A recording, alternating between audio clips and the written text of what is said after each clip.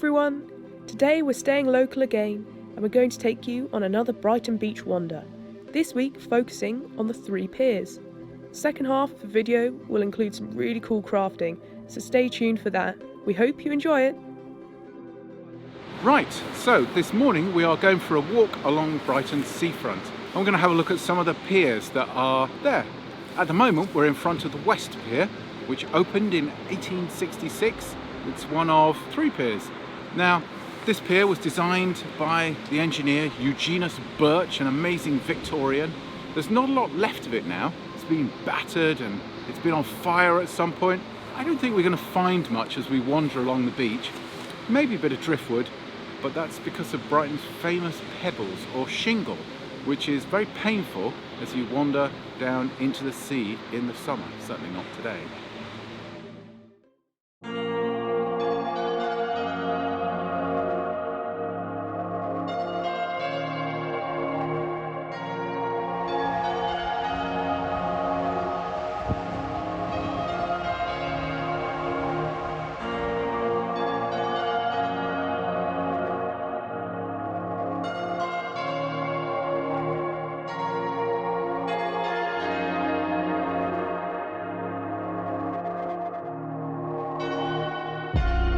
Here you see the remains of the West Pier.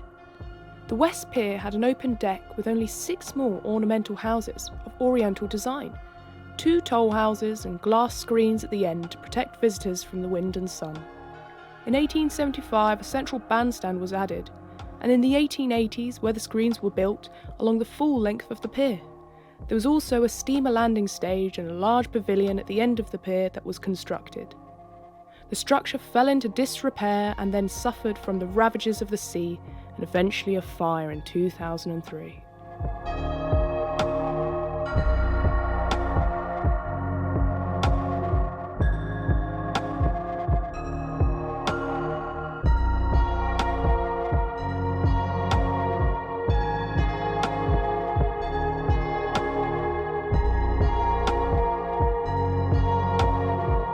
Here we have an antique egg cup with a transfer print of the West Pier. We often find the broken remains of these when we're out mudlarking. Sadly, we didn't find this one. These were sold as souvenirs for tourists to take back as a memory of their trip, alongside a stick of sweet rock. It's fun seeing the images of the pier on the side of this, and the ticket office is still very recognisable today.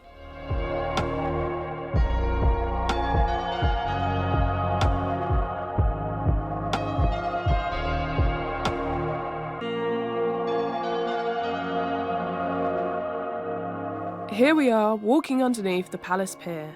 The Palace Pier, or the Brighton Pier, opened in 1899 and is the newest of the 3 piers. It's the only one in use today. Work actually started on the Palace Pier in November 1881. However, it was such a big project, the owners had to ask the government permission for extra time to finish it. Today it's full of amusement arcades, fairground rides, fish and chips and hot donut stalls. A far cry from the promenading and brass bands of the past.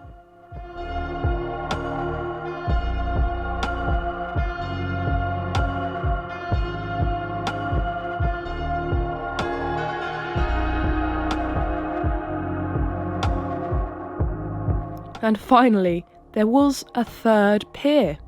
The Chain Pier was opened in 1822.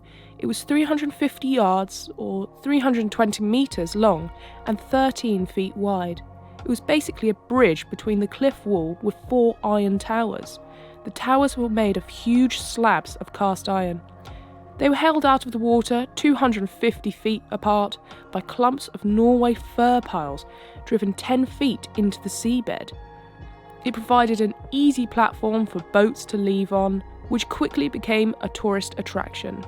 In December 1896, the already closed and decrepit Chain Pier was struck by a storm which destroyed it completely.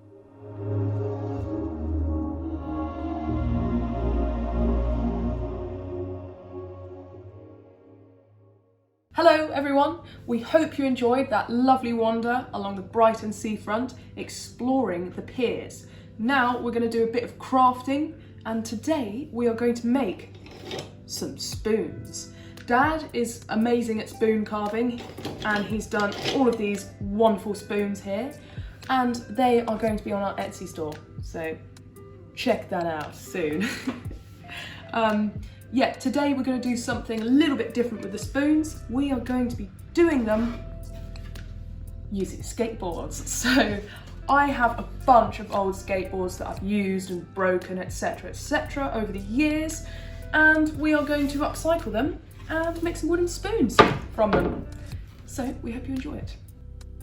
Right, first things first, we've got to draw out our spoon designs on paper.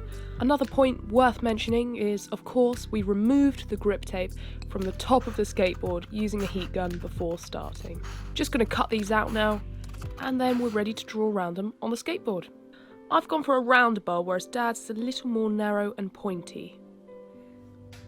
So, as you can see on the skateboard here, we have the nose and we have the tail, and this is going to be great for the spoonage. Josie, could you just explain, how do you tell the nose and the tail apart? Well, the nose is slightly longer than the tail. Right, and we're going to use them as the nice kick to our spoons. So if I get my template here and put it on there, I'm going to use it sort of placed kind of like that. And then we get like this nice natural kick that we don't have to spend a year carving out. So that should be good.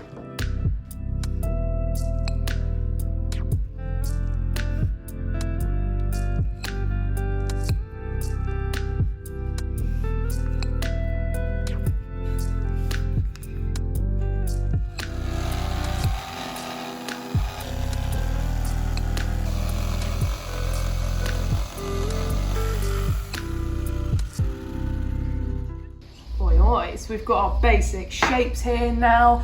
We need to next start the carving with the spoon knife. An important note, obviously skateboards are made out of plywood, 7 layers of ply, so we will be using sandpaper on these. Usually on Dad's other spoons they're faceted and it's simply carving, but for these here we will be using sandpaper too. Is that because you don't want splinters in your mouth, Josie? Yes, we do not want to consume juicy splinters.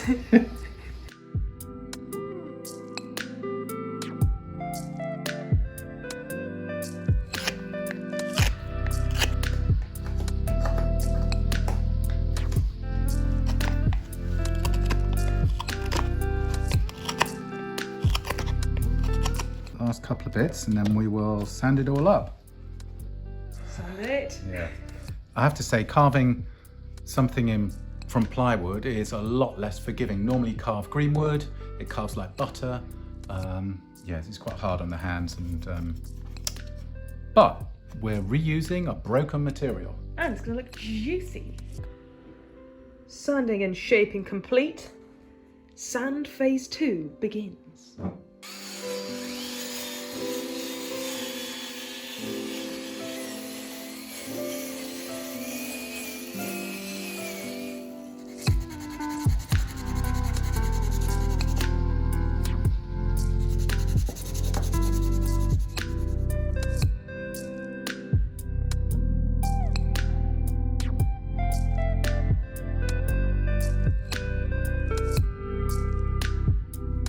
Right, we're going to finish our spoons with a little bit of tongue oil. That's tongue as in the nut, the tongue oil, not as in tongue as in the thing in your mouth.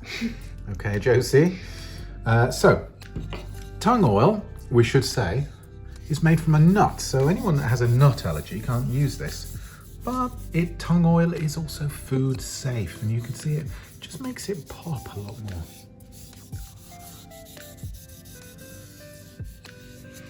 Look at that. Nice. It does smell nice, doesn't it? Now, it will need 2 coats.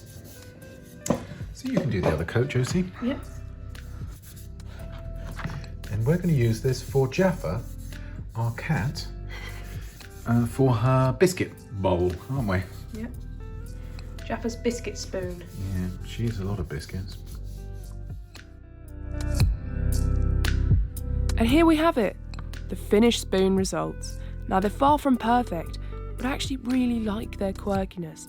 It's just so cool to reuse some of my old skateboards. Let us know what you think of the spoons in the comments below and if you'd like us to put some on our Etsy store. Thanks everyone so much for watching, and anyone who's been so kind to donate to us on Ko-fi. We've left a link in the description of the video if anyone wants to support us and donate to the channel. Drop us a like if you enjoyed the video, and leave us a comment. Let us know what you thought, and subscribe for videos every Tuesday. Now, unfortunately, lockdown is still very much a thing here, which means we can still only do local explores for the next couple of weeks or so. Of course, we are desperate and screaming to get out in the mud, but we have to stay safe and do our bit. In the meantime, we hope you enjoy these crafting videos. Alright then, catch you next week. Bye for now, from the Mudpies!